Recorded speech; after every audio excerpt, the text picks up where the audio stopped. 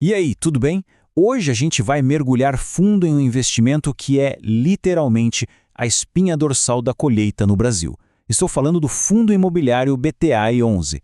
A ideia aqui é entender se ele é mesmo esse motor todo capaz de impulsionar uma carteira de investimentos. Bom, o nosso roteiro hoje é o seguinte. Primeiro, vamos entender o papel do fundo na logística do agro brasileiro. Depois, um raio-x dos números principais. Aí a gente entra no portfólio para ver o que ele tem de verdade. Em seguida, deciframos as finanças, né? Como o dinheiro entra e sai. E para fechar, vamos dar uma olhada no que o futuro reserva para o BTA11. Vamos nessa. Ok, começando pelo começo. Antes de sair olhando planilha e número, é fundamental entender o porquê desse fundo existir. Qual é o grande problema que o BTA11 se propõe a resolver? Então, pensem no seguinte cenário. O agronegócio brasileiro é um gigante, uma verdadeira potência mundial. Só que existe um problema enorme, um verdadeiro gargalo. Produzir em escala massiva é uma coisa. Agora, escoar essa produção, levar tudo do campo até o porto, isso é um desafio gigantesco. Falta armazém, falta logística, e é exatamente nesse ponto que a nossa análise começa. E aí que entra o BTL11, se apresentando como parte da solução. O objetivo dele, em bom português, é ser o dono da infraestrutura essencial do hardware, da cadeia logística do agro. Pensemos em silos, armazéns, terminais, tudo aquilo que é físico e fundamental para a colheita não se perder no caminho. E essa pergunta aqui, ela muda um pouco a perspectiva, né? E se fosse possível ser dono de um pedacinho dessa infraestrutura toda?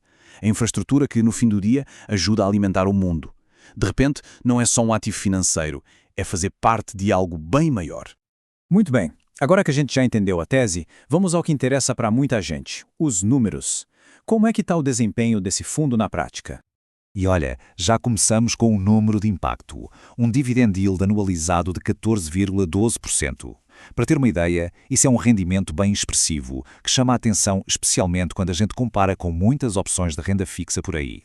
É um chamariz e tanto para quem busca renda, com certeza. Agora, olhem só que interessante. De um lado a gente tem o preço da cota na bolsa, o quanto o mercado está pagando hoje, R$ 80,74. Do outro, o valor patrimonial, ou seja, quantos ativos do fundo realmente valem, dividido pelo número de cotas. R$ 116,70.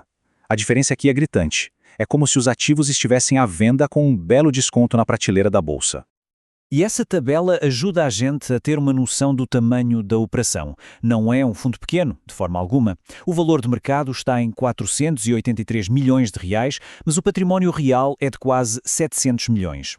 São 11 ativos estratégicos e uma base de quase 40 mil cotistas. É um fundo robusto. Beleza, já vimos os números por fora, mas o que tem dentro da caixa? O que esse fundo possui de verdade? Vamos agora deixar esse investimento um pouco mais concreto. E a primeira coisa que salta aos olhos quando a gente olha o portfólio é isso aqui. É estabilidade. 100%. Todos os contratos de aluguel do fundo são do que a gente chama de atípicos. Mas, afinal, o que diabos é um contrato atípico? É simples, na verdade. São aqueles contratos de aluguel de longuíssimo prazo, coisa de 10, 15 anos. Eles são feitos sob medida para as necessidades do inquilino e, o mais importante, vêm com garantias bem fortes. O resultado? Uma receita super previsível e estável para o fundo. Para quem busca segurança no fluxo de dividendos, isso é, como dizem, música para os ouvidos.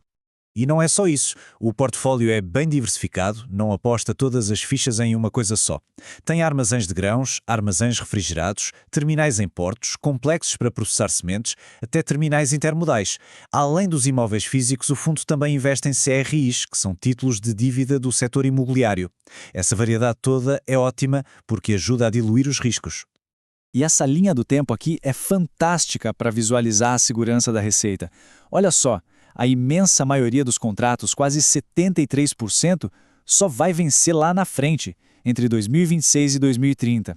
Isso significa um fluxo de caixa previsível e garantido por muitos e muitos anos. É uma tranquilidade enorme. Ok, agora vamos para a parte financeira. Como é que essa engrenagem toda funciona? De onde vem o dinheiro? E, mais importante, como ele chega no bolso do cotista? Vamos seguir o rastro do dinheiro.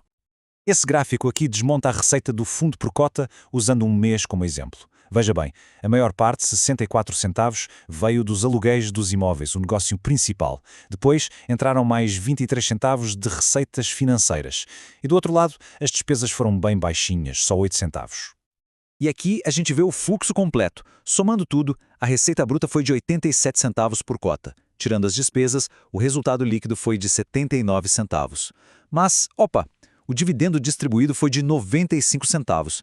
Ué, como é que o fundo pagou mais do que lucrou no mês? A resposta está aqui: gestão de caixa.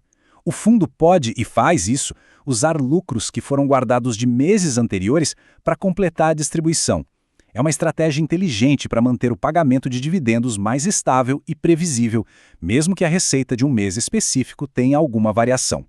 Para fechar nossa análise, vamos tentar olhar para frente. O que será que vem por aí para o BTA-L11? Qual é a visão da gestão? O primeiro ponto é a saúde financeira.